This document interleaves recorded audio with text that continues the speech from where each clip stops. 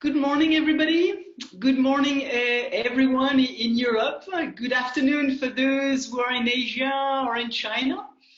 Thanks for joining us today. Let me introduce myself. I'm Laure Descarraillon. I'm the founder of China Connect, ChinaConnectFrom.com, which is a platform connecting Western marketers with the Chinese digital ecosystem, its innovation landscape.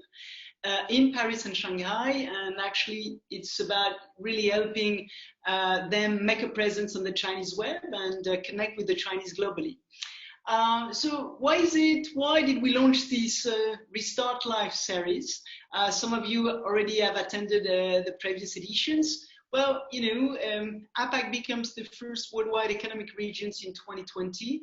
And China obviously is leading within these APAC regions. And more than that, given the situation that we undergo today, China was hit by the COVID-19 very early and is the one actually to recover or start to recover today. So what we felt is really we need to be useful in this transition period of time. We don't know how long it's going to last. But we want to gather really the best experts, people on the ground, to help you navigate actually these very tumultuous times and make the best out of it. So the current topic of today is that it obviously deeply affected consumption habits. We in Europe and in the West at large, but even worldwide, half of the population is in lockdown, and we have shifted a lot of our consumption habits online. What does it mean, in fact, for brands in the near term and in a more distant future to win back, customers' trust and be relevant in this, new normal era, whatever you call it? Actually, we'll see that there's plenty of expression to try to give a definition of what we are undergoing today. So just before we start, actually, I just want to give a few guidelines. Down your screen, you can see there's a chat and Q&A session. So please, if you can prepare the question that you have and add them, queue in the Q&A section. Anina, who is with us and really handling the backstage and the chat room, will help you go through this. And for now, well, let me introduce our three guests of today for this third episode. First, ladies first, actually, Tini SEVAK, who is VP Audiences and Data at CHIANG International Commercial, and leads actually its international data strategy with teams across the US, Europe, and Asia. And she was previously at YouGov and media agencies Mindshare and Starcom. So we have a lot of media agency people actually. And beyond her job, guess what? She loves cooking and currently writes a book. And she's passionate about photography as well. I'm very passionate about photography, but not at all about food. Welcome to me. Thank you. Cheuk is CEO, Greater North of Dentsu Aegis Network APAC, overseeing Dentsu actually across China, Hong Kong, Taiwan, and Korea. He's an industry top leader who's built his career leading creative media, data, and technology businesses. And he joined Dan from Tini Group, which is a management consultancy technology company. Prior to that, he was at Omnicom Media Group. And beyond his job, is the second one to love food. I don't know if it's because he's doing yoga, but actually he wants to keep in shape. Welcome, Cheuk. Hey. Paul.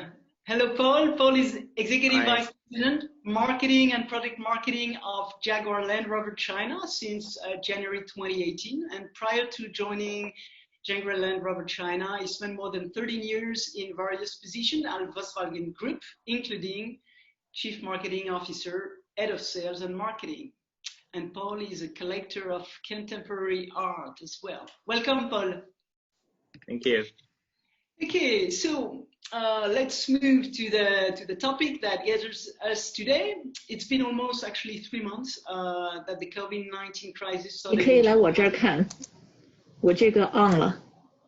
And with all of us on half of the surface of Earth, as I said, locked down For only 5 weeks or so, it feels like it's ages. With the first observation that I would make, in spite of the great firewall, digital is really what brings the world together. We've massively, as I said, and rapidly shifted our lives online, experiencing now a lot of what the Chinese actually went through for a couple of months, getting informed, educating and entertaining ourselves, shopping, playing, communicating, working and taking care of oneself have grown exponentially in digital China. So let's start with you, Cheuk. If there were 3 things actually to highlight and to sum up attitudes towards the COVID-19 in response to it, which would there be on a consumer side and on a brand side? Next slide. Yeah, sure. I mean, you click to the first slide for me. There are really 3 things that sum up consumers' attitude towards COVID-19, and they are responsible, resilient, and ready to resume to what a lot of people have been talking about, and that's this new normal that has come about. So when it comes to it being responsible, consumers in China have really taken a safety-first approach when it comes to how they interact with each other. And even still today, no matter where you go, whether it's in the workplace or in a shopping centre, we still see people wearing face masks, still using hand sanitizers and accepting temperature checks everywhere they go. We've also seen a surge in users for accounts like CCTV News and People's Daily on TikTok. And the reason why is because these users are actually seeking alternative sources to find out and better understand more about the virus and the disease. When it comes to being resilient, I've never seen probably a level of solidarity like we have seen in China. In times of isolation, the people here really use modern tech to stay in contact and support each other. We have a proprietary social media listening tool called Prism. It tracks quite a number of people, about 920 million Weibo messages and user information. That's the, I guess, the Twitter version for China. And then the Facebook version for China, which is WeChat. We have about 500,000 public accounts. And it's really interesting what we actually saw on those. We actually saw that the hottest social subjects in February really focused around the practicalities of living life in lockdown. So there was really great unity from the people here. And I guess the third area really is about getting ready to resume. Consumer confidence here has stabilized in China. In fact, 53% of people are saying the economy is going to rebound in the next 3 to 5 months. And really what that's been driven by is, first of all, strong awareness to the disease based on these digital channels that I was talking about earlier on. Really strong government measures when it comes to helping businesses recover. And also the government contingency measures. These were things that were highly criticized in the West earlier on, but these are things now that are part of the new normal for all of us, and things like public safety checks and self-quarantine policies as well. When it comes to the brands of attitudes, you can click to the next slide for me. We really see, I guess, really 3 things: presence, efficacy, and utility. So when it comes to presence, there's an old saying that goes, when it comes to advertising, when times are good, you should advertise. And when times are bad, you must advertise. Now, you're probably sitting there thinking, well, that's obvious coming from a CEO of a communications company, but there's been numerous studies done on it from very reputable sources, from Harvard Business Review, the IPA. We also did a study where we spoke to about 150 top brands and marketers. We found out that only 1% of marketers actually stopped, and 17% either increased and maintained. Now, you've got to ask why during these challenging times, because it's about budget cuts, right? Well, really, during these challenging times, noise levels are down. So when you're advertising, the opportunity to have a greater share of voice is there for you.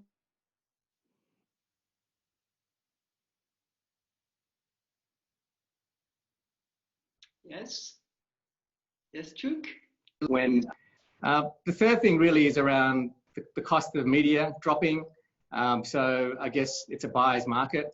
And the fourth thing really is about the importance of actually not losing share of mind. The next area really is around efficacy. And this is really about targeting consumers in the right medium. So there's an old adage which is around fishing where the fish are, and it couldn't be more apt here. So in our business, in the communications business, we really love our buzzwords and buzz phrases. And you've probably heard of terms like through the line, above the line, below the line, online and offline. Well, the latest buzz phrase that's been thrown around is this phrase around in-home advertising. And really that's reflective of the situation that we face here in media. So we've seen a shift from channels like cinema and outdoor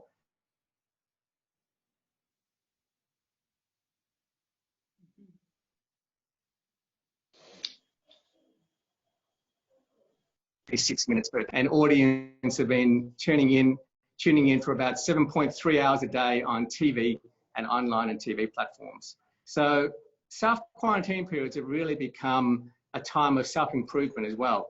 So consumers have really embraced digital learning platforms. For example, studying, 42% have actually increased their use of online learning platforms, and about 31% have actually taken time to learn something harder and more time consuming. So these are the places that we've focused our targeting. And the next area is really around utility. So this is really about targeting consumers, and not just with the right messaging, but with helpful messaging as well. So the best brands, the ones that are certainly the most compelling, have been the ones that have been truly understanding and empathetic, delivering messages tied to brands around current consumer needs. So we've seen really a real rallying of advertisers here in this market. So brands protecting the nation and joining this common fight, this common front. Most major Chinese brands and major global companies have made direct or indirect contributions to the hardest hit areas, and charity donations through official channels have been supported by media coverage and quite a lot of pro bono space as well. And I guess if you look at the next slide, really, this is a really good example here of brands that have done it well. So we talk about the change of the marketing mix. And in the case of KFC, it's not just the change in the promotional aspect of the marketing mix, but they've also looked at how they change their distribution. So KFC have focused completely on a safety first type approach with contactless delivery at the heart of all their communication. So you can see in this example, when a delivery person delivers the product, it's within this safe distancing. Go to the next slide, and there's another example from Cowell Pharmacy. And they've really changed their business model to one where they help consumers in times of need with online consultation, ordering, and also delivering. So what you can see there is real usefulness, real utility coming from brands during times of need. Thank you, Laura. Thanks very much, Cheuk. Very interesting, definitely. Actually, one of those industries that undergo quite a major breakdown during this period of time was the automotive industry, for the reason easy to understand. And if I'm not wrong, I mean, there's been sales drop for Q1 2020 of more than 25%. So this industry has adopted digital channels for quite a long time. I remember back to almost a decade, Mercedes-Volkswagen was embracing e-commerce, selling a limited edition of smart cars for quite a while. So what we've noticed is obviously, an acceleration and a diversity to express oneself through e-commerce. Paul, what did you decide to do at Jaguar Land Rover when the crisis started? It seemed that you've been embracing the live stream bandwagon. How did that happen? Can you tell us? Yeah, hi, Laura. Yes, you are right. The COVID-19 epidemic, unfortunately, broke out in China during the Chinese New Year. It was really unfortunate because for almost all the Chinese families, you were, refrained at home without being able to visit your family members or get reunion as a heritage of the Chinese people in China. So within a very short period of time after the outbreak, our board of directors in UK and our employees in UK really already sent their solidarity support to China by filming morale videos and hanging even very big billboard at the assembly line to send us their best wishes and the support. And we're very much encouraged by these actions. If you may change to the next slide. So to cope with the crisis, to cope with the extreme conditions, we've taken 11 actions together with our dealer network, because the automotive industry still at this moment of time rely on our dealers to provide the service and to sell cars. So in order to bring back as much as possible the showroom traffic and ease consumers' concern over the health and the safety by visiting the showrooms, we've adopted several important actions, including right 10 days after the epidemic breakout. We implement 3 measures called a peace of mind showroom. Basically, these are a series of sanitization measures to ensure that we have a total, safe and healthy environment and worry-free purchasing experience and the service. And this was, again, we probably were among one of the first automakers in China to implement this series of healthcare and the safety measures, and enhance the hotline service, as well as other measures, for example, digital service or virtual showrooms. Because of the outbreak of the pandemic, social distancing and the lockdown policy make people stay at home. So you're not able to, to visit the showrooms. But they also spend a lot of more time online, not only watching videos, but buying everything from food or household stuff, or even expensive electric products. Live streaming programs have become a very popular form, not only for online entertainment, but also for online selling and buying. So riding on this live streaming program trend, Jaguar Land, where we made our first official live stream sales shows back to on early February. Actually, it was on February 20th. We made our first show, and 1 week later, we made our second show, and followed by 7 consecutive key opinion leaders show. And all these shows actually performed quite well. They attract nearly 3.6 million viewerships within just 10 days. So we are really encouraged by the effect of digital live stream videos. And then we train our dealers with live streaming skills, because many of the dealers are not really equipped with the knowledge and the skills to do live streaming videos. So by a quick implementation of the training programs until the first week of April, we have aired more than 2,800 shows. That's about 60 to 70 shows a week by dealers. And all these shows are broadcast throughout China to every city, to every region. And all these shows generate together more than 60 million cumulative viewerships. But still, many customers are worried about the conditions, are not willing or not able to visit our showroom as usual. So we try to bring the showrooms to them. So all our dealers open the smart showrooms, and all these smart showrooms are now operational on China's auto verticals, like Auto Home. This is one of the largest auto vertical in China, and these showrooms are VR based, and the customers can see the cars from exterior to interior in a 3D environment in any of the angle, and read about all the information about the products as the way they want to. And in smart showrooms, distance does not become a problem. You can have zero contact with any people, but you just watch the videos and play with the images the way you want. So through these digital marketing measures and e-commerce initiatives, we're able to shorten the consumer's journey and constantly interact with our consumers, even in the pandemic conditions. Not being able to visit showroom physically is less of a problem, to stay in contact with your consumers in the market. So back to you, Laura. Yes, definitely. Thanks very much, Paul. Well, Tini, as we can see, that Jaguar Land Rover has been very agile and obviously didn't hesitate a minute to invest and be there, because that's the debate we all go through in the West right now. Should brand invest?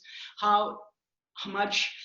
So what is it that should brand communicate in uncertain times, I would say, and if so, how? In fact, what trends do you notice in China, maybe in APAC, compared to the West right now? If we can load Slide, the please. so if we go to the next slide, I mean, Cheuk touched on this, and it may be from our days as agency sides. But there is the adage, as he sort of mentioned, that when times are bad or when times are good, you should advertise, and when times are bad, you must advertise. And I think there's a lot of brands that we can learn from back from the recessions and other times, but actually brands today. P&G on Monday had an interview with the CFO in the Drum, and they said, you know, this is not a time to retrench, right? This is the time to retain that mental availability of its brand in these times, especially when physical availability might not always be there. So I think this is, and you know, Cheuk touched a lot about this, and Paul sort of ended his thing quite nicely, which is this is the time to connect with your consumers in a new way. And if you look at advertising, there's a point right now which is actually defining what we mean by advertising in these times, right? This isn't a business as usual or a time at all. And when we look at advertising, it's actually more brand messaging and communicating. It's not sort of keeping the same sort of advertising as you normally would, but actually finding new ways to connect to your audience. So as Cheuk sort of went through, there's a lot of studies from the IAB, Kantar, and so on that say, you know, when you stop advertising, you will see a decline in those brand values, those connections, those loyalty, and so on. Remembering that advertising plays two roles. It builds your brand, but it also drives those short-term, you know, sales and everything. So by stopping, you actually have an impact on both of those levers. So I think if we look at it in the next slides, you know, this is a time when brands have a critical role to play in fostering that optimism and confidence that's out there. You know, it's a time for caution, for no doubts. And this pandemic has shaken up all the conventions and norms that we sort of know and business as usual. But whilst the usual sort of business strategies no longer apply, these activities that we play and we see today, and Cheuk has some great examples from KFC and Kao Pharmacy, Paul, and the stuff that, you know, Jaguar Land Rover is doing, it's about connections. It's about the content that you produce and you sort of put out there, and it's about really creating that sense of community and everything. And so in this is a time to invest in relationships that you have built with your audiences, finding new ways, as Paul said, to shorten that connection and that journey that you have with your consumers, and really be able to maintain that. I think China's had some really great examples of how they've been able to maintain those connections, and in some cases actually maintain sales throughout this pandemic, and this shifting of messaging and mix and being where the consumers are, you know, being able to address their concerns and so on and find those new ways is a real testament that I think as we see the trend and as we see the pandemic really start hitting the Western countries, we'll start seeing sort of hopefully some of those tactics in play. If we go to the next slides, just continuing on this, you know, there's a high level of concern that's out there. I mean, this is a massive health pandemic that's out there, but, you know, there's also a very mental, physical, and economic, you know, pandemic. And there's a lot of roles in what countries and governments are doing to sort of ease the concerns of their citizens, but brands have a role to play in that as well. And if we think about a world before COVID, I know it's hard to sort of think there was ever a world before, you know, the COVID outbreak and the lockdown, but there was a rise of that consumer belief-driven consumer who really wanted to sort of hear from brands and so on. And in that, this is the time for brands to connect with their audiences and with their you know, with their brands, and really, you know, use this moment to send messages of hope, of calm and solidarity, and to generate that positivity. That's how we're going to get through this pandemic, and this is how we're going to sort of come to the other side. We go to the next slide. There's one part which is the role that brands are going to do, but there's also the bit of, you know, do audiences want to hear from brands, right? You know, we always talk about advertising and people being able to sort of skip advertising and so on, but, you know, there's no one size fits all when it comes to advertising and personalization. We know that from different regions. We know that from, you know, pre-COVID. But when we look at this time, you know, this isn't a, you know, business as usual. We're seeing shifts in media consumption, news consumption all around. In certain uncertain times, people want facts, they want information, and they want to hear what countries are doing, what governments are doing, but also what brands are doing in these times. A recent GWI survey that they conducted during the coronavirus said that 80% of those surveyed across 13 markets approve of brands running campaigns that show how they're responding to this pandemic, and furthermore, what they're doing in terms of sharing tips around how we can deal with the isolation and this new sort of habit and stuff.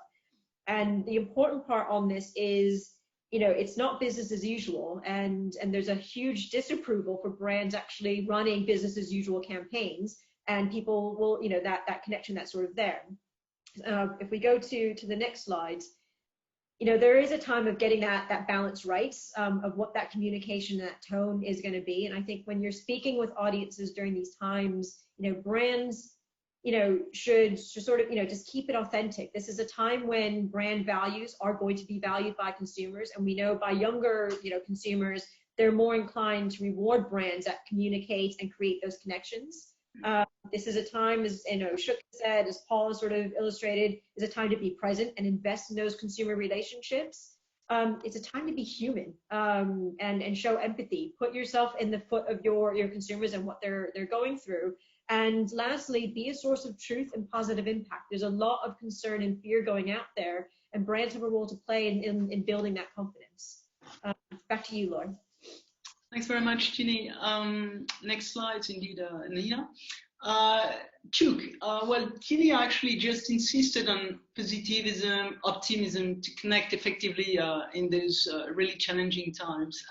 As a communication group at Dentsu, a real business partner for brands, what are the data points you're working on to rebuild, to refoster, those connections with brands' best and new customers in this new era, this new normal, as you call it? What is it? Mm-hmm.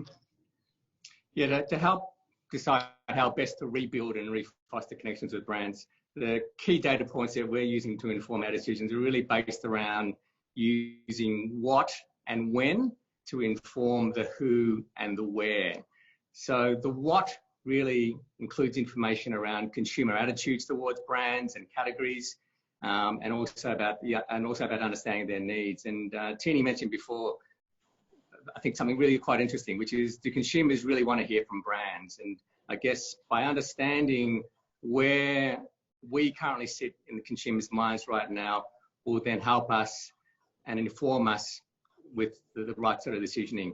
So when it comes to consumers' attitudes around brands, it's important that we track how consumers' attitudes have evolved across the past quarter. So you've got to look at it very, very recently, and really looking at the fundamentals of brand health, and really looking at it on a moving basis and seeing how consumers reacted to the shifts in perception across a number of different things, like quality, like value, like purchase intent, like word of mouth, like awareness, like value, and like satisfaction. And these things will really tell us how brands are placed in the minds of consumers, and tell us then ultimately how we can then build out our campaigns, our messaging as well. So if you click to the next slide, you can see that there are a number of different factors that we play with, but the clear important thing here is to really look for increases. So when it comes to e-commerce, for example, and personal care, looking at where the quickest recovery has occurred, and then informing us that yes, it's time for us maybe to actually go out there and talk to consumers. So despite having that downward pressure, the findings demonstrate an underlying resilience, and I guess from a very positive point of view, this cautious optimism as we emerge from the lockdown. So I think there is definitely a light at the end of the tunnel. If you click on to the next slide, another filter that we also add is really about identifying changing needs. And what this really helps us with is our messaging. So you see a number of cases here. The first one really is around Tmall, which is one of China's biggest e-commerce platforms. And after a while at home, Tmall's Women's Day promotion saw a major lift in spend, with about 90% of the stores going back to full operation. Brands like Nippon have also done some interesting things there as well. So they've responded to how people have been cooped up at home by providing stimulus around self-development. So in this case, Nippon has suggested that you refresh your life with a home makeover. And also the other important thing is, rather than going dark, many brands have changed to reflect consumers' changing priorities as well. And really, that's about analysing the right sort of data. And in the case of Zespri, they've used social listening data to really understand the changing consumer needs. So instead of talking broadly about health and lifestyle, which is what they normally probably would do, and they've changed their communication to focus around immunity and talk about how they have a product in terms of vitamin C that can deliver and help consumers there. So after understanding the what, we then look at the when. So when includes data around resumption rates and consumer spend levels. It tells us when best to communicate. So you can see here at a macro level, the data we're seeing from March is actually quite encouraging. So both the manufacturing and service industries index have bounced back with a V-shaped recovery in March, essentially coming back to their pre-COVID-19 levels. And this has actually been supported by data to show that 90% of staff have actually returned to work now.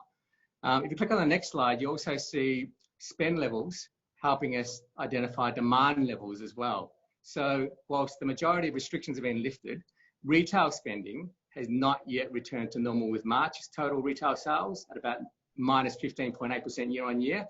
However, this is an improvement on January, Feb's, which was about minus 20.5.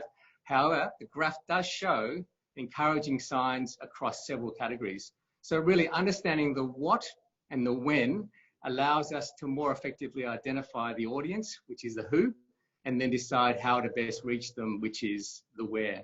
Thank you, Laura. Thanks very much, Cheuk. Well, Tini, precisely, among all activities citizens have been and are right now deprived of, there's travel, actually, tourism. We're seeing data now popping up, showing positive signs in China, domestic travel bookings for as early as June, actually, maybe more careful as for overseas travels. But how will the travel category recover, according to you? Yep. If we can pull up the slides. Yes, next slide, Anina. Yeah, I mean, I think, if we look at across the board, we know recovery is not going to happen overnight, and it's not going to happen, it's not going to be an even road to recovery. If we look at, the travel behavior, and this is probably, we could go into a number of different categories. I think for me, this was a personal one as a new mom. I'm sort of looking at when I can sort of get out, as I've got an 11-week-old that I've been spending this quarantine with. But if we look at this, this graph is quite interesting for two ways. I mean, it's no surprise that the lockdown and the flight searches and everything has gone down. People looking to sort of search and book, but the interesting part is the timing of each of the declines, and how they sort of relate to the various countries and governments and airports really sort of shutting down, and what that impact has sort of been. So what we can see, and if you go to the next slide, is there are shifts in behavior. And whilst we don't know when we will travel again, what we know is that we will. One of the changes, however, that we will have is the motivations and the mindset of travelers is going to change. It's going to be a lot more purpose driven in terms of getting on the planes and how we get on planes and everything. And I think if we look at this from not just the travel industry, but any sort of brand or sector that we're looking at, everyone wants to know what actions they can take today and when things will return to normal. I mean, the truth is, and across all of us, and we're all experts in our field, but no one knows for sure what this is going to look like and when things are going to recover. All we know is that we are figuring this out together, and that we will get through this. So if we go to the next slides, travelers are showing signs of optimism. And as news stories break, as changes in insurance and travel insurance change, as different brands sort of react in ways, we're starting to see signs of optimism. If we look at if we look at sort of international travel and searches to the UK, for an example, we're seeing things sort of rebound for January 2021 in terms of people, and their confidence to be able to come to the UK. We're seeing sort of willingness and keenness to reinstate travel plans as soon as possible. That's varying by region. So if we look at Western and Eastern Europe, the Middle East is looking to sort of make those travel plans. Asia, I think, is going to take a little bit of time before they sort of come back to the UK and so on, just because of how governments and everything have gone through. But it is sort of given the optimism and how travel will come back and when that will happen. And if we go to the next slides, there's no doubt that, this has impacted every traveler that we've had. This lockdown has led to more effective working behavior, positive impacts on the environment. And if we use sort of a pool analogy for a second, when people are able to travel again, we're likely to see three types of travelers in a post sort of COVID world. Those who will go back to normal as soon as possible, and are itching to sort of get back on a plane and create that was their normal before COVID. These are likely to be business travelers or avid travelers. So maintaining relationships with these travelers is important as a travel and tourism brand. The second group is, they're going to be the group that takes one step at a time. And they'll dip their toe in the water, and they'll start with, this cohort will start with domestic travel first, exploring their nation and community and things around them. That will then sort of be followed by regional travel and going to neighboring countries and so on. And eventually they will return to international travel, but it will be after some time. So for this group and cohort, its messages of trust is going to be fundamental to getting these audiences back on those international flights. That safety, what are the mechanisms that you're doing to ensure safety's in there? And then the third group is, staying on the sidelines. They're going to be a group that weren't keen on international travel. They'll likely remain local, and they'll maybe return to sort of short haul flights and so on. So understanding each one of these groups is really important. And the longer this lockdown lasts, each group will become sort of more extreme in their sort of behavior. Initially, travelers might look to rebook the holiday that they were going to cancel. And the longer this lasts, you might then go to the destination and the holiday that you never got a chance to book, but now is your chance to sort of go to those cherished and loved sort of destinations. So if we go to the next slides, when we sort of look at traveler expectations and what they're looking at, this is everyone before sort of pre-COVID was about, the right time and understanding audiences, understanding how to engage with them in the right time, in the right place. And Cheuk's, has illustrated this quite well with the what and the when and the who and the where, but the right message is important than ever before. If we go to the next slide, pushing a travel now is not the time, but there's still opportunities for brands to maintain their share of voice, to be visible in the right way, and to build that equity. So if we look at how do you prepare for a post-COVID, world and era, the first part is really getting the tone right, being respectful and sensitive in the tone when you're speaking to your consumers and your audience. The second is really about collaborating and coordinating. This is a community thing. If we look at the sort of, the world of food safety and everything, what we don't want to see is don't shop at brand X because of, X, Y, and Z, or don't go to country Y because they're not safe. This is an area for that community and allowing all boats to rise in this. If we want people to go back and get on planes and travel again, if we want people to go back to shopping malls and be able to go back to retail again, is everyone coming together and building that sense of community and safety and so on. The third one is, actions are going to speak louder than words in this time. This is a time for brands and destinations to really share with travelers or consumers what actions they're taking to ensure the safety of their employees, to ensure the safety of their consumers and customers, but in the industry in itself. And Paul earlier with everything that's going on with the virtual showrooms and so on is, that's great examples of what brands are doing. The fourth one is finding innovative and creative ways to bring your customers in your home. I think Cheuk's thing around below the line, above the line, and so on. I think in-home is the experience. It's a new media channel. It's a new way to connect with brands and destinations in a very different way. We've got some great examples of Louis Vuitton using virtual showrooms. Before this outbreak even started in the UK, there was examples from China that we were reading around chefs doing, virtual streaming of cooking for, big, 5-star restaurants. You had exercising online, and I never thought this world would happen. And that's now become a new norm of how we connect with those brands, and they found innovative ways to sort of connect and go through it. And then the last is think about recovery. You know, it will happen. We will get there. It's not going to be a one size fits all. It's not going to be a, you know, an even sort of thing, but, you know, recovery will happen. So think about as if whether you're a brand or a destination, what elements you can put together now, thinking about the future so you're ready to hit go when that time is right. Back to you, Laura. Thanks very much, Tini. Well, thank you. And actually, Paul, back to you indeed, because you just mentioned actually this live stream activation that you developed along with Dentsu. And precisely, let's have a look, because, you know, we mentioned, I mean, Tini mentioned creativity. We see how much agility prevails as well. So how have your plans for 2020 evolved precisely as a result of this outbreak? Yeah, Laura, you know, as the impact of the pandemic start to diminish in late March in China, we started to think, you know, what can we do to recover as soon as possible?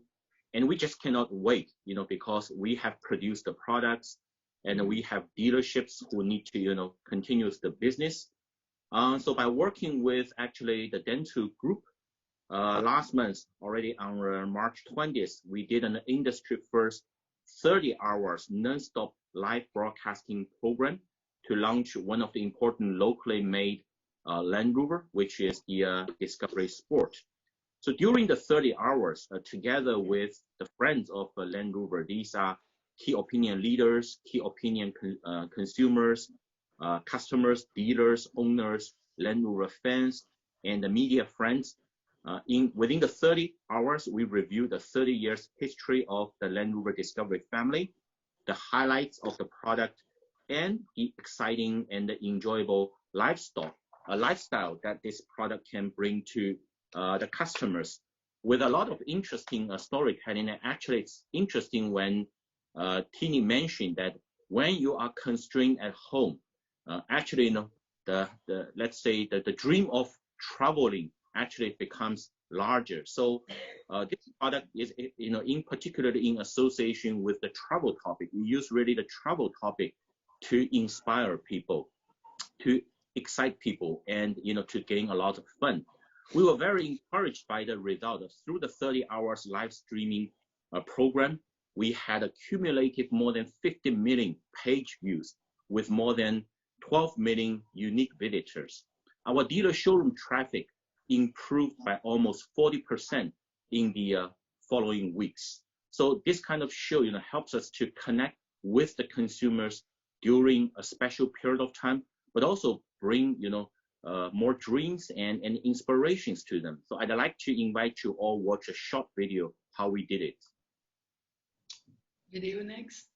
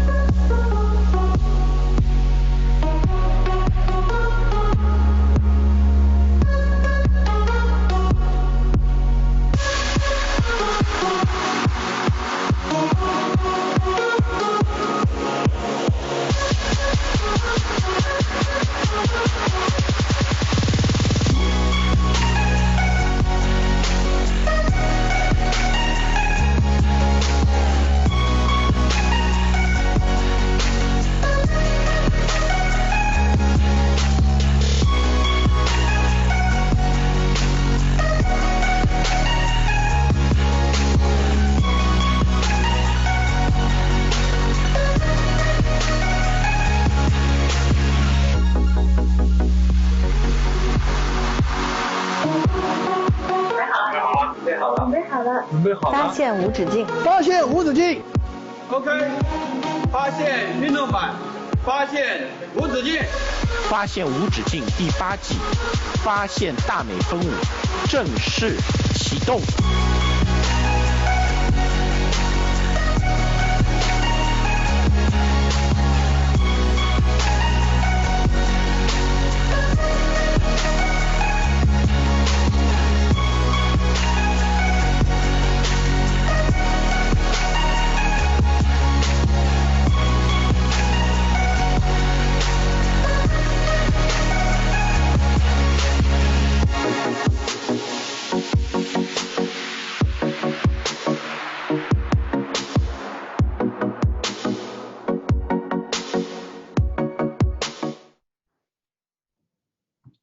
Great video, congratulations. Never stop discovering. I love it. I'm just so frustrated. It's terrible to watch this now. Congratulations, Paul. Yeah, that's amazing. So when is the next live stream operation that you have under progress with Dentsu? What do you work on? Hello, do you hear me? Yes. Yeah. So, this video and this shows, how important that you stay connected with your consumers. Don't be constrained by the way, to do marketing. Think beyond, what you can do, and really, bring the inspirations to your customers. So back to you, Laura. Thanks very much. Agency love that. So, Tini, we hear that the inevitable, I would say, everything will be back to normal again with revenge shopping that is already making its mark somewhere, in China. Still, for me, it sounds like it's a whole new world, taking shape right now, and I feel like they are what I would call tectonic digital plates worldwide, obviously with everything that all of you have shared so far. So what are the long-lasting shifts that you see in consumer behavior and their impact on brand strategies? Great question. If we can start if we can go to the if we can go to the next slides. I think I came across this in all the research and sort of information that I've been reading, and I think this quote from Abraham Lincoln, although the times were very different then, I think surmises what we're going through right now, right? This is a case that's new. We've not seen anything of this scale. This is we're talking about this before the this webinar, but this is our defining moment as citizens, as companies, as leaders, and so on. And so this is a time to act anew and to think anew. And I like, Paul, the video that you had, not stop discovering, to think beyond what you're doing and to sort of look for those inspirations. If we go to the next slides, when we think about the world of recovery and things, there's no playbook for what lies ahead. And what is right and everything is continuing to change on a daily basis. There's no accurate sort of crystal ball that I can say with data and sort of science of this is when and how things are going to recover and this is what it's going to look like. If I look at, from the various sort of industry trends and reports from WARC to Forbes to GWI to McKinsey and all of the experts that are out there, if we go to the next slide, what we will have is this experience is going to stay with us. They say you can make a habit in 21 days. Well, we've been locked down for months on end. There are going to be habits and behaviors that we've adopted to this new reality that are going to stay with us. Some of them will stay with us in the short term, some will stay in the medium term, and some will actually stay probably in the long term. And so if we look at it, I think there's going to be sort of transformation and shifts in terms of consumer behavior, in terms of how and our spending and commerce, company operations and how business models are created, and communications and connections. If we go to the next slide, this pandemic no doubtedly has affected all of our lives and has forced us to make dramatic changes in the way we live, the way we work, and we adapt to new reality. Those who've never cooked in their life have had to learn a new skill set. We've had to, learn different ways in terms of how we're acting and and behaving. And I think if we look at some of the trends, and Cheuk, you you mentioned in that, is some of the trends that we're seeing from China are actually now going to be sort of global normality. Face masks are going to be a thing in the, a normal piece of life in the West, and we're not used to that, and that's not, it's going to be a new thing for us, but we're going to have face masks, sanitation, and everything is going to be a new part of our way of living. Social distancing is going to be there, I think, as businesses and companies think about what return to work and return to normality looks like. We're going to continue with social distancing. Even when we travel, will we have a new premium, experience where there's no middle seat, and how does that sort of look like? I think there's learnings from Starbucks and their contactless experiences that they've sort of launched, and online grocery stores and general sort of retail, and how they're sort of building in social distancing into their brick and mortar channels. Live streaming is going to be a massive part. Paul, you've mentioned and how you guys are using live streaming to connect with consumers. That's going to continue. Short video adoption has skyrocketed during this pandemic, and it's going to stay with us as a means to be able to connect with brands. For everything from how we've exercised, the bands that we listen to even things like this conference, which is being broadcasted in a very different way. That way and how we sort of look at it is going to sort of be there. And the last part is, there will be a greatest focus on responsibility and ethics. And if we look at 2019, it was a year around sustainability and everything. And I think now 2020 is going to be defined by responsibility. Responsibility not just to the environment, but actually responsibility of how brands and governments responded to COVID and the relationships that they built. If we can go to the next slide. The second piece that's really going to change in this is how consumers will shift where they spend. The IMF is sort of projecting a global recession for 2020, but they're also projecting a resurgence in 2021. But what we'll see is, we will see brands and consumers sort of shift how they spend and where they spend. There'll be brands and industries that they will look to reduce. There'll be brands and industries that they'll look to sort of stop and defer, and there'll be areas where they'll continue to spend, but they might trade down. So, after, if we were to, in a post sort of COVID world, online entertainment, which has seen increases during this time, might start seeing, decreases after, as people have to pick and choose, and they have to tighten and penny pinch and sort of look at it. Can you afford to have Netflix, Amazon, Disney Plus, and all of the different streaming, and cable and everything that's there? Are you going to have to pick what's out there? There might be frugal fatigue and revenge shopping. There's some signs from China in terms of how luxury has actually seen an uptick as things sort of reopened. People have been saving and watching their dollars and so on. Are we going to hit a point when people can shop that they will sort of buy that item that haven't been able to purchase all this time? And as we've been focusing on the essentials right now, will we have a moment where we do buy that non-essential item that we've wanted and we haven't been able to sort of buy, and we sort of get out there? I think the other area, and by no doubt we'll sort of see, is increased spending on those preventative brands, whether that is disease prevention, healthy foods, cold preventions, and so on. We've all been focusing on keeping our bodies healthy and the welfare of our own being. I think, Cheuk, you sort of said, it's from self-isolation to self-well-being.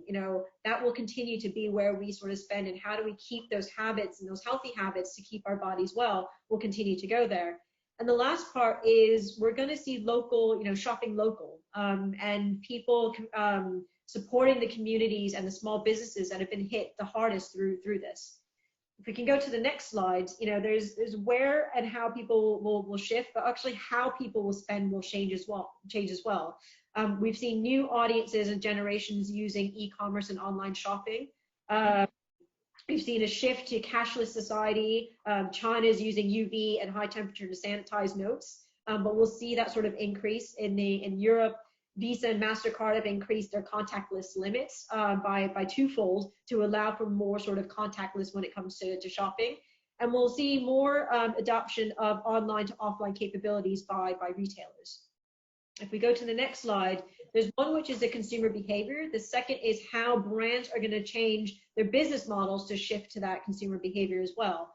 That will change how we work and the business models and what we do from that piece as businesses have found more effective ways of working. It'll shift how we commute.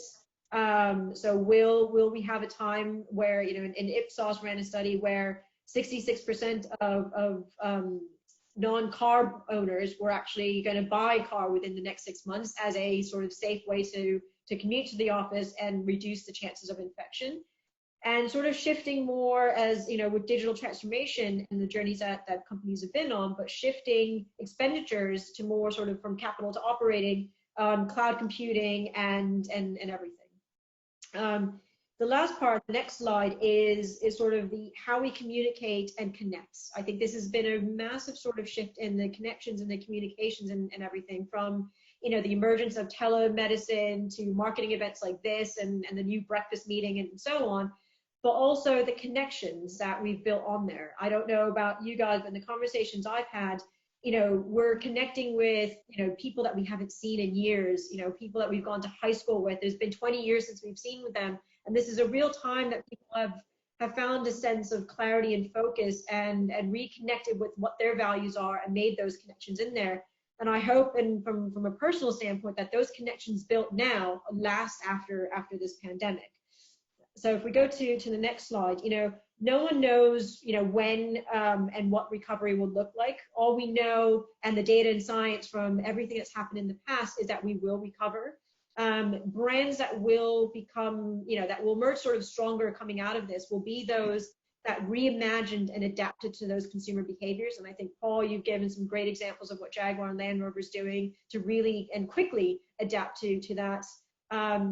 And brands that have stayed relevant to their consumers and their communities. And those who've gone virtual and found new ways to connect, whether that's through AR and VR, whether that's through live streaming and so on. But it is those long-lasting relationships and connections with consumers that are going to matter the most. Back to you, Laura. Yeah, thanks very much, Tini. Well, that's very clear, and indeed, Cheuk, we understand that China, and obviously, you know, that's what mentioned Tini, and I very much agree with. The word actually is at an inflection point. I mean, going back to our title. Another question is, you know, who will be the winners? Who will be the losers of this new normal coming of age, really, and why, according to you? You know, these are clearly unprecedented times and some challenging times for all of us. And I guess if we take a step back and look at it, there's quite a few people that will say that during these times, what we need is luck to get through this. Well, we have a definition of luck that is different, and that is luck is when preparation meets opportunity. And marketers that will do well will be the ones that are looking to set themselves up for the long term. So despite all the immediate pressures that we're facing at the moment as marketers, it's still critical to have a long-term outlet. And as I said before, there's numerous studies that have been done by it.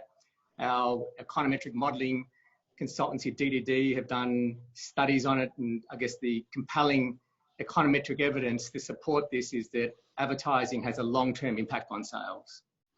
So diverting marketing expenditure today in the short term and having short-term price promotions usually damages brand values, and also, as we all know, is largely unprofitable. So marketers, brave marketers, are the ones that really will use the opportunity to win the hearts and minds of consumers. They will be the ones that will thrive. Marketers like Paul and Jaguar Land Rover that go out there to really offer something to consumers during challenging times that is going to surprise and delight them. If you look at the next slide, there's a couple of other examples that I want to share with you. Kerma is a supermarket that's owned by Alibaba. They actually have online also bricks and mortar. They've been one of the winners in this whole situation, and they've been able to win strong support from consumers during the outbreak because they've got a clear promise, and that is to continue to operate and commit to no price rises. But they've done more than that as well. So whilst there's been layoffs in food and retail businesses, they've made a commitment to recruit those staff members because there's been an increased demand in online deliveries. Another example is, as you can see from the next slide, what Nike have done in partnership with LMR, which is to launch a tailor-made Air Max shoes celebrating food delivery heroes who have kept the nation fed during this lockdown period.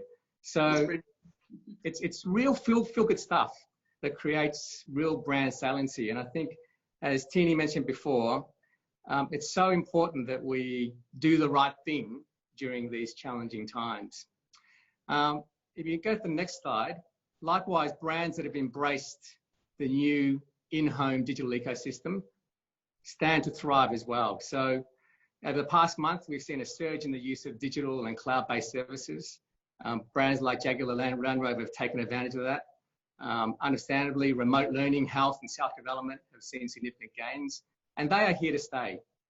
After Chinese New Year, as millions were asked to work from home, productivity apps such as Ali's Ding Ding, which is Ding Talk, WeChat Work, Microsoft Teams, Feishu, rocketed to the top of China's app stores. And this is now technology that's just in our lives and here to stay. So there's a huge shift and an accelerated move towards purchase of e-commerce as well. So if you look at the next slide, you see e-commerce is now dominating point of purchase. Brands need to think about commerce planning first, regardless of what category they're in now. So it's now a critical part of any marketing activity. You cannot leave e-commerce out now. And these behavior changes that we've seen over the past 2 months are really here to stay. Tini mentioned before that the experience will stay with us, and that's absolutely right. This is an inflection point for marketing in China. In the face of both disruption and opportunity, there's a real chance to streamline, transform how we work and how we engage with consumers. So brands that have really invested in these emerging areas stand to thrive. And I guess you asked a question about who will win and who will lose during this scenario. We hope everyone's going to win out of this because of preparation. But the ones that don't won't be so lucky and won't be prepared when the opportunity arises. Okay, definitely. Thanks very much, Cheuk. Well, actually, back to you also, Paul. Going back to luck, actually, I guess the automotive industry needs a lot of luck. So China being the #1 automotive market in the world, and obviously people not driving that much today. What long-term changes are you seeing already? I mean, that taking place, among consumers' attitudes, and how should it impact actually the industry and Jaguar Land Rover in particular? What's your point here? Yeah, I really love the definition that Cheuk gave to luck. It's when preparation meets opportunities. And I think for marketers like Jaguar Land Rover, we really need to be prepared to embrace the full recovery of life. So back about 1 week ago, we launched the first media ride and drive events since the COVID-19, and I think it's really, I was personally there, and when the press was there, they said, "Oh, thank you, Paul. Finally, here comes the invitation. I've been locked down at home for more than 2 months. Now I get to breathe, freely in the mountain." But the way we design the test drive, is different. We choose to experience the product with the Chinese press in our Jaguar Land Rover Experience Center in Mogan Mountain, which is a famous place for teas in Zhejiang province, with a full, measures for sanitization. But there was a lot of fun. The event was designed to have the new discoveries for driving through not only tough road, as Land Rover is capable of, but also tea plantations and the bamboo forest to allow the press for a taste of the fresh air, and with a taste of the locally made teas and the food. So it is a different thinking, a different mentality, lifestyle, and the well-being becomes a lot more important. First, with the press, but I think eventually this message will also goes to the consumers. And we're doing this not just in one place. We did it in Beijing, in this mountain area, and we're now about to send our fleet to different low-tier cities to allow the press in local cities to test drive in their local area, because of there are still restrictions on domestic travel. So if you may go to the next slide. So I really believe that COVID-19 has not only changed our consumers' behavior, but also a marketer's behavior. And the consumers are more concerned about safety, health, and eco-friendliness. So do the producers of the products, the makers of the products. And I think the pandemic changed our shopping behavior.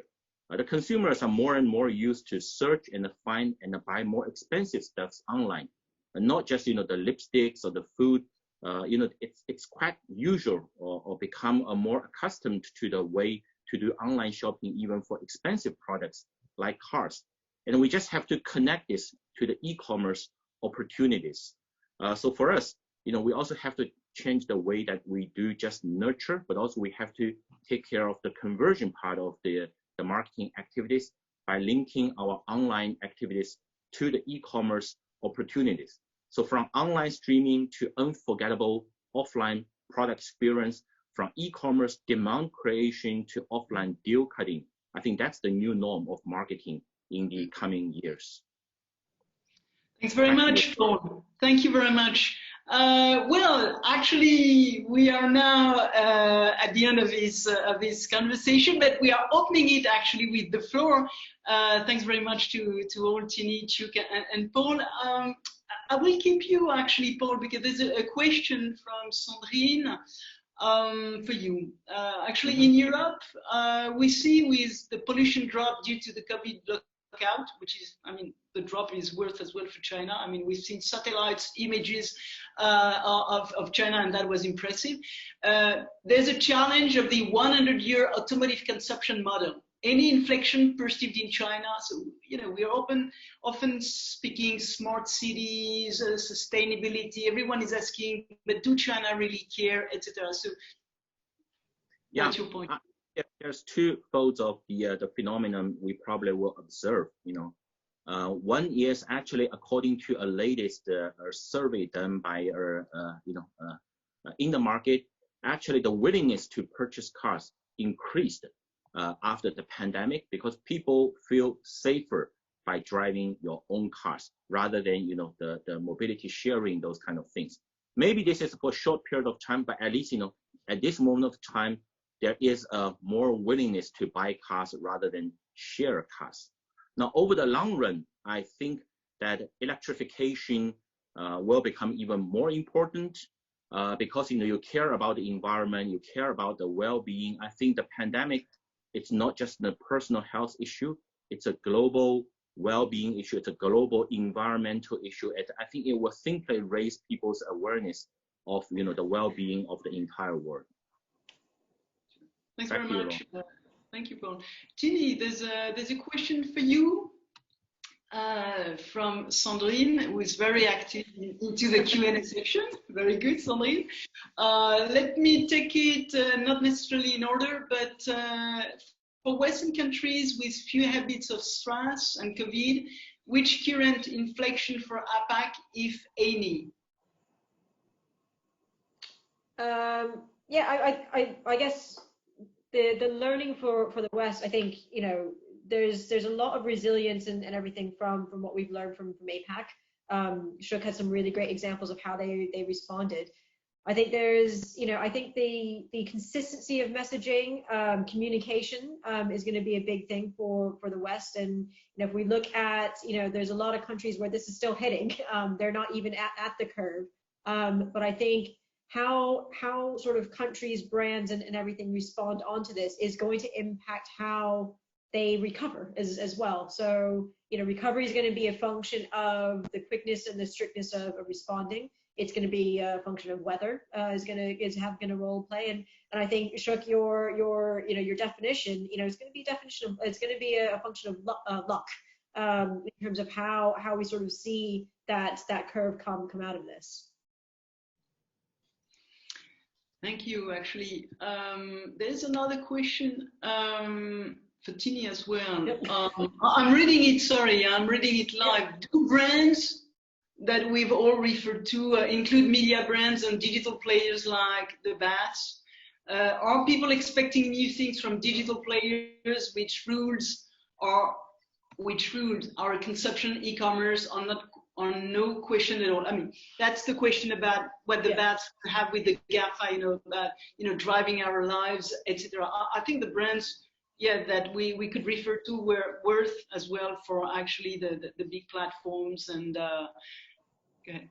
Yeah, I would say it's everybody as a role. It's not just the sort of commercial brands, but it is the media players and everything. I think Paul and Cheuk have shown some great examples from WeChat and how they're sort of using their ability to sort of connect and with consumers. And so I think if we look at from the West and GAFA, Google and Apple sort of coming together when it comes to contactless tracing, and how does that look like? So I think when we see the role of tech brands and digital brands, they've got a role to play as well to help facilitate the new means of how we live stream, to the connections that we build, and also just commerce and retail. That's going to be tech brands and media brands coming together with advertisers and marketers.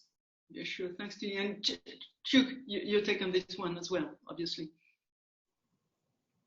Yeah, sure. I mean, I think the important thing to understand as well is that what comes next.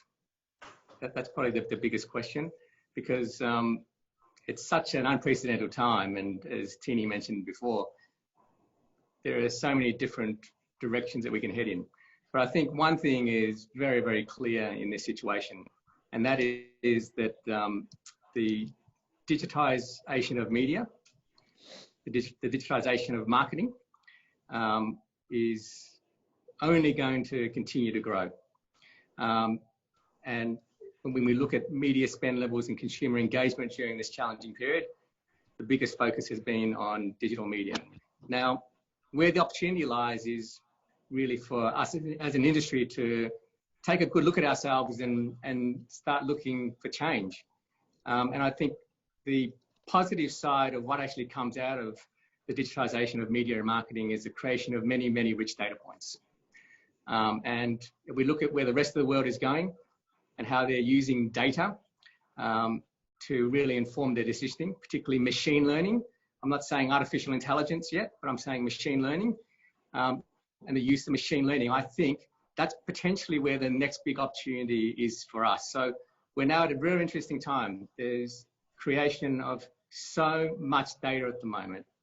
They say that every day there is 2.5 quintillion bytes of data created, and that was probably last year that fact came out. I'd love to see what it is today, and how we as an industry use that data. I think is going to be very, very important. It's going to really shape us moving forward. Well, thanks very much. I don't think that there are any other questions so far. We've been together for 1 hour and 15 minutes. That was great. I think that's also lunchtime, probably for some of them, and maybe aperitivo for you in China. Well, I want to thank everybody. Again, Cheuk, Tini, Paul, thanks very much for being with us and sharing that much today. Really, the replay actually will be available for everybody in the audience later this afternoon for us.